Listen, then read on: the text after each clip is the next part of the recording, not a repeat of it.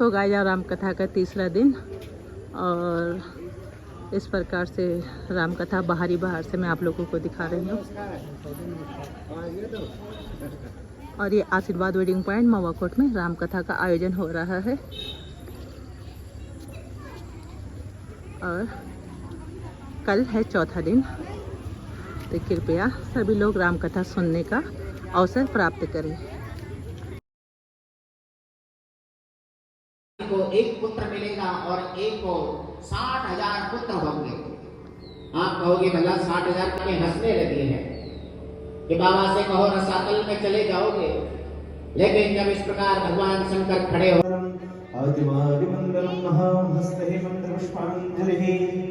ओम एकदंताय विद्महे वक्रतुंडाय धीमहि तन्नो दन्ती प्रचोदयात् तत्पुरुषाय विद्महे महादेवाय धीमहि तन्नो रुद्रः प्रचोदयात्। नमस्कार गाइस, मैं ममता गौड़ भट्ट उत्तराखंड देवभूमि कोटद्वार सिद्धबली धाम से एक बार फिर से अपने नए ब्लॉग में आपका स्वागत करती हूँ।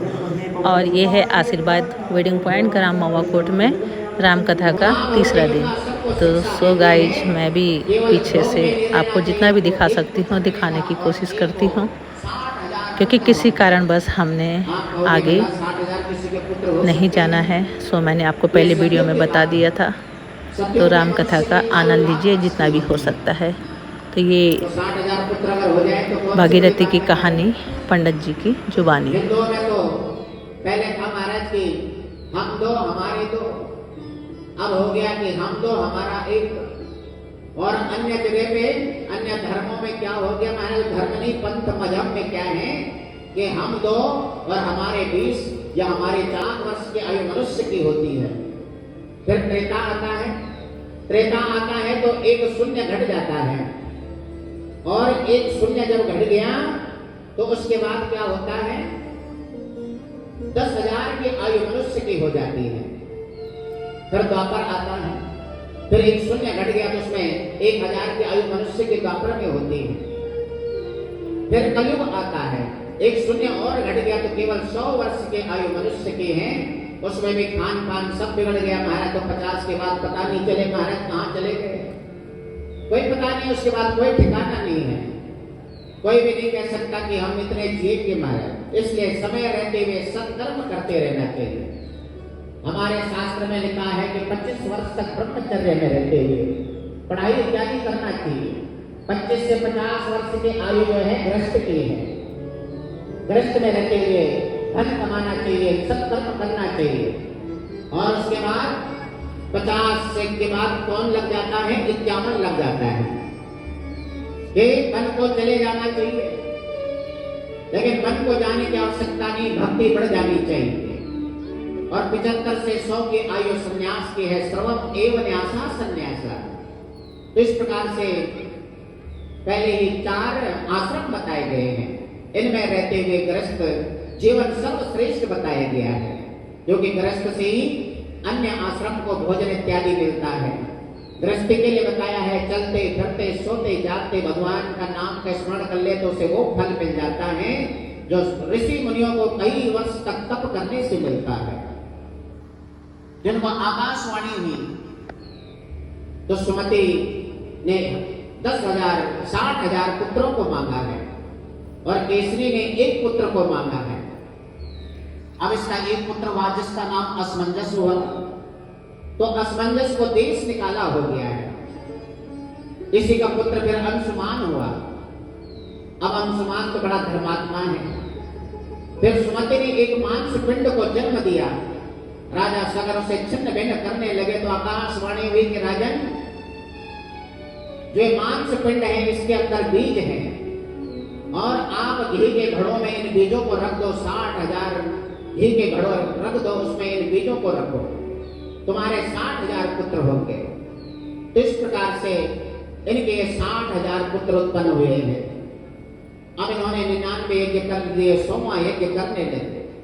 100वां यज्ञ जब करने लगे तो इंद्र महाराज के मन में आया कि कहीं ये हमारा सिंहासन न पाले सगर महाराज। इंद्र पद न पाले तो विघ्न डालने के लिए इन्होंने क्या किया, इनका अश्वमेध यज्ञ का घोड़ा चुरा करके कपिल महाराज के आश्रम में बांध दिया है।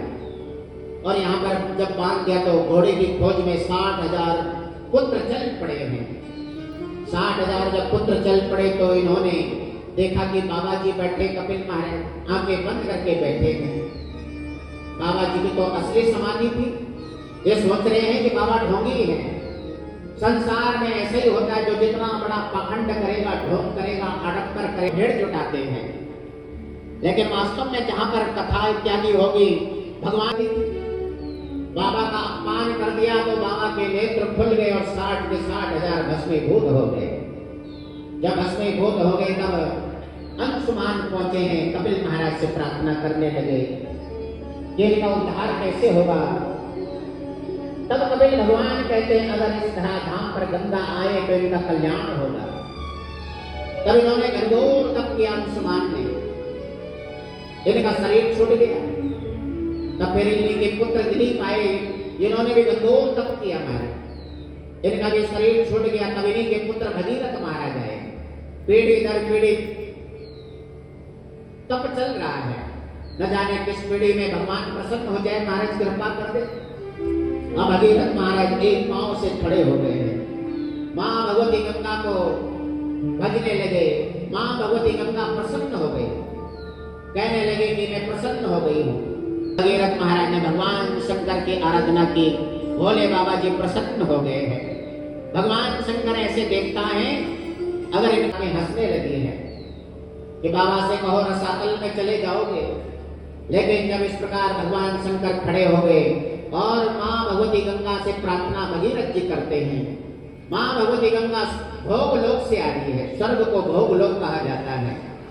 तो मां भगवती गंगा सबको शिक्षा देती है, केवल भोग में नहीं रहना चाहिए, खाना पीना सोना तो जानवर भी करता है। भोग से भगवान की भक्ति में आना चाहिए, भगवान को भजते हुए चलना चाहिए, तो जीव का कल्याण होता है। और इस प्रकार से मां भगवती गंगा चल चल कल कल करती हुई भोग लोक से आ गई है, भगवान शंकर के जटा में आ गई। भगवान शंकर के जटा में आकर के उलझ गई है। और जब उलझ गई नारायण, तब भगीरथ महाराज ने बार बार प्रार्थना की है कि आप गंगा को रास्ता दीजिए।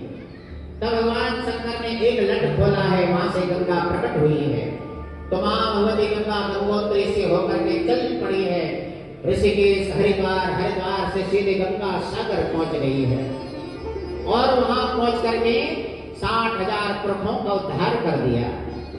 भगीरथ महाराज ने सबका उद्धार कर दिया, 21 पीढ़ियों को तार दिया। तो पुत्र वही है जो अपनी पीढ़ियों को तार दे महाराज, अपने पूर्वजों को तार दे। तो मां भगवती गंगा की बहुत बड़ी महिमा है। भारत के लिए भगवान का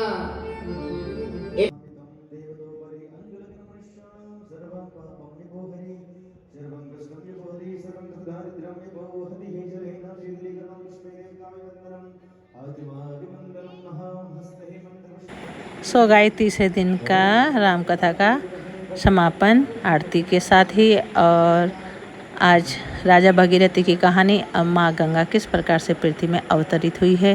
तो मित्रों, मेरा आपसे विशेष अनुरोध है, बिना स्किप करे, यानी आप लोग शॉर्ट में देखते हो ना, थोड़ा थोड़ा करके आगे बढ़ाते हो, तो ऐसे में तो कुछ भी समझ नहीं आएगा। अगर आपने सच में ही कहानी देखनी है